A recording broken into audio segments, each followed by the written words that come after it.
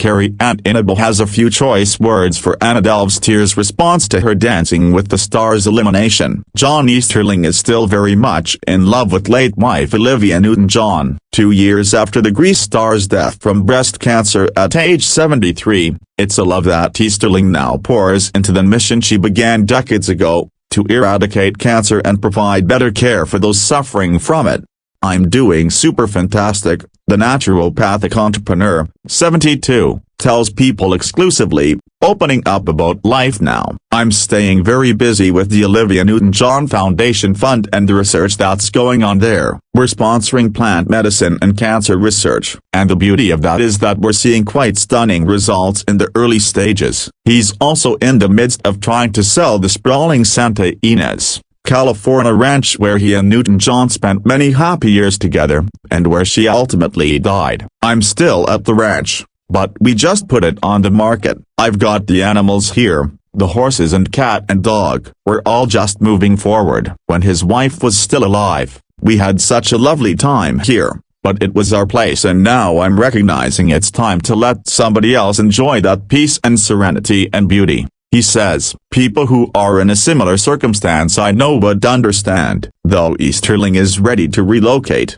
planning to split his time between Florida and Peru. He says that his heart isn't going anywhere anytime soon. "I have that very strong presence of her all the time, and sometimes even last night with the full moon, she was so present. And then today I was just listening to the song My Dream, the Jim Brickman song, and it was just so spectacular." He says of the newly released single featuring a long-lost recording of Newton-John, "It really just sent me into a supernatural space of emotion and joy." Easterling still feels so connected to Newton-John, it's hard for him to reflect on the possibility of finding romantic love again. "Olivia and I had a love so big and so indefinite in time," he says. "We embraced it as something even bigger than ourselves. We never had any petty arguments or anything like that. I mean, our whole life experience and the things that we shared and believed in were just too important. I didn't even think love could be like that." He continues, "That's not going to happen again. I mean, I don't expect it." More recently, "I'm getting messages coming from Olivia when I'm in Peru at our special places there, and those messages are like love life, live life. Life is very, very precious, and don't waste a moment of life because it's a very thin veil that separates us."